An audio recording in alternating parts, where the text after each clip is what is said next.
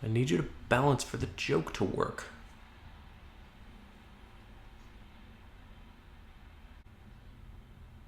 You hear that? Alright. Yeah, I guess I didn't really have a joke, did I? Just wanted to do a balancing act.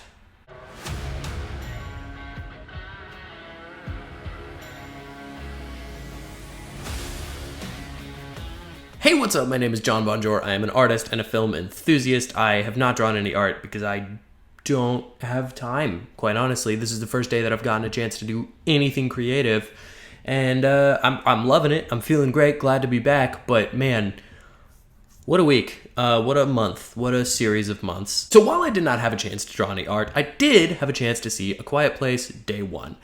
And I really liked it. I'll get that out of the way right now. I think it is really good, very different from the first two, but really good. There's really only so much you can say without spoiling, so this is going to be a spoiler video, but for a second, I'll give some non-spoiler thoughts real quick. Really solid. I think it's way more emotionally investing than I was prepared for, and I think that's a very good thing that works in its favor for sure. Lupita Nyong'o, I really might not have pronounced that right. She is just tremendous in this. I mean, like, ridiculously good. She crushes it. We knew she was good. I knew she was good since I saw Us. Man, can she carry a movie. It is actually insane to me how good she is, and also insane to me how few things she's in. She needs to be in more, or how few things I've seen her in. Maybe I need to look into that. I should use Google sometimes. Also, I can't think of his name now, and my phone is over there, but the guy who's going to be in the new Johnny Storm, it's going to come to me at some point. He's great in this. He's going to be a great Johnny Storm. I'm very excited about that. That's not the movie we're talking about right now, but I am very excited about that movie. Yeah, other than that, like, there's lots of really good monster action in this. There's some solid, I mean, you guys know it's in A Quiet Place movie, so you kind of know what you're getting into. There's more of that, and I think they do some pretty creative scenes with that. There's some pretty creative things. There is, I don't think that's a spoiler. There's a cat in the movie, and that cat works for me. I would say 60% of the time. I think 60, maybe 70% of the time. The cat, great element. There's some things that I'll get into later that really frustrate me about this cat, but otherwise, I think it's a great element, and I think it does bring a lot to the table, and I see why they chose to do that. So, overall, general thoughts. I do think this is a tremendous movie. I think it's really, really solid. It's a great time in a theater. If people aren't dickheads in your theater, that is one thing. By the way, quick side note, New Zealand, just kicking ass in theaters. Like, the projection, great. The sound, great. That's kind of easy to find. I feel like in most cities, there's a good theater with good projection, good sound. Most. It's not really what I'm talking about, though. I'm talking about the etiquette of the movie theater. I spent a year in Texas before we came here, and then 2 months in Thailand, and let me tell you that neither of those places had good theater etiquette. Thailand was because of the tourists.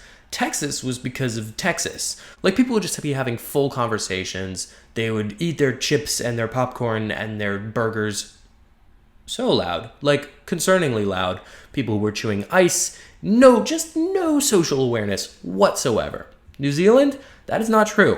People are cool here. Did you know that? Like, people are just nice and cool. I heard a gentleman behind me just gingerly eat a chip. Like, I could hear that he was being careful about how he ate his chips because it was the quietest moment. Now, was there another guy with a bag that he just rustled around in there whenever it got quiet? Yes, but that is okay. You're gonna have some of that. He's old. There's nothing we can do. Thanks, New Zealand.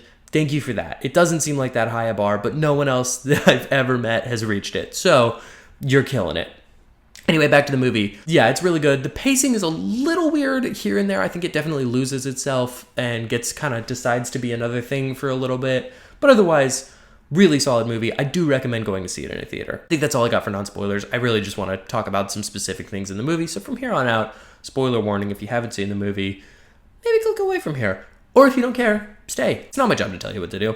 Before we jump into spoilers, though, I do want to take a quick word from our sponsor, myself, and my website. Please read my comic book, Edge of Border Town. It is on my website, johnbonhart.com.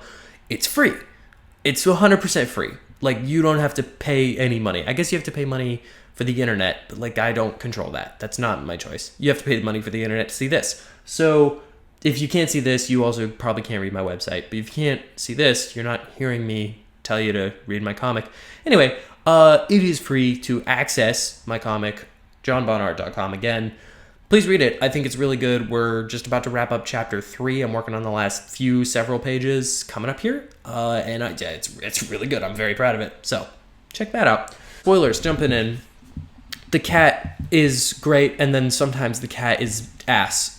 It's like I get that they had to give this emotional thing to pass on at the end of the movie to get... I'm going to Google his name. That's just rude at this point. Oh, good. Our podcast got rescheduled. Also, I do a podcast. It's called NPR. It's called Motion Picture Retribution Power Hour, NPRPH. It's good. It's a good time. It's the easiest name. Whatever. Joseph Quinn is the guy that I was talking about earlier, who's going to be the new Johnny Storm. He's going to be a wonderful Johnny Storm. Anyway, he's really good in this, and I understand that the cat had to be a thing that you emotionally connected to that is then passed on to Joseph Quinn's character. That all works for me. That's all great. Give him a reason to leave her. All good. All wonderful. However, this is a cat. And cats do this thing that I like to call making shit tons of noise all the time, where they just knock stuff over and meow and purr and make weird sounds all the time. This cat somehow heard, I guess, that you had to be quiet, kept seeing people doing that, and was like, oh gosh, cool, heard, chef. Why? It's a cat. It's a cat. That doesn't make any sense. Cats are so loud.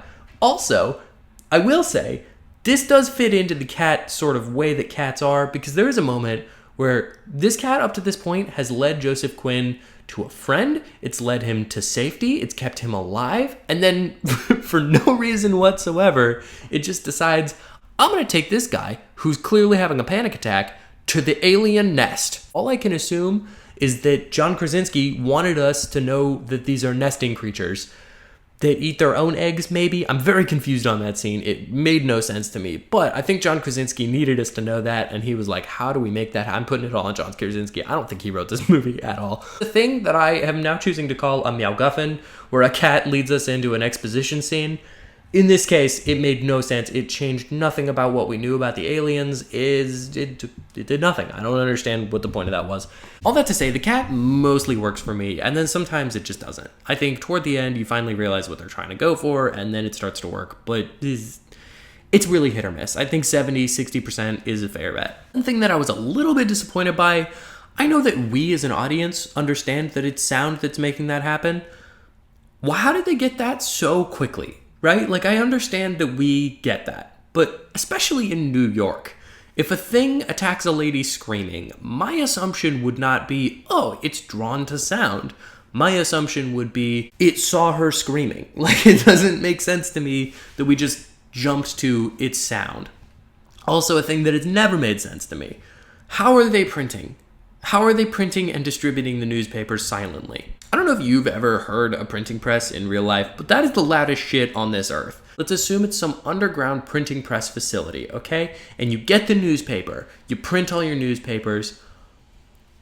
Are we hand delivering them silently? To who? To where? How do we know where they're supposed to go? How does John Krasinski get one in the first movie? So much of this universe feels so grounded, and then every once in a while there's a thing that'll happen that you're like, I don't think that's right. But you can nitpick these movies to death. The point is that they're fun, interesting, new alien invasion genre pieces. And I think for that, this works really well. I had done this a little bit earlier, but this is a completely different tone than the last two movies. And I think that's because our main character has cancer, which sounds kind of weird. But what I mean is that I think that this is a bleaker movie. It's more of an exploration on a character, a human who knows that they're going to die, who is then faced with one of the worst things you can possibly imagine and has to decide to survive as long as she can. And I find that really powerful because I stub my toe and sometimes I would just rather not be on this earth. So I love that they're tackling this idea of somebody who wants to live, desperately wants to live, doesn't really know why, doesn't have a reason, because even if she survived the aliens, she's still gonna die. I think that that's really cool. She's searching for meaning and for purpose, and that is found through memories for her, and then turns out saving Joseph Quinn's character, sending her cat with him, all of that. I find that gorgeous. I think that they nailed it. They crushed what they were going for with that.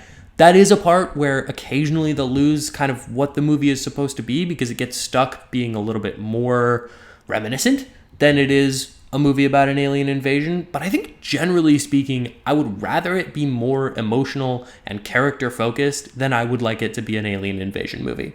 But I also see why some people might be pretty upset about that, because the pitch of this movie is the first day in the A Quiet Place apocalypse, and it's set in New York, and it even opens with this whole thing about like how much sound New York puts out.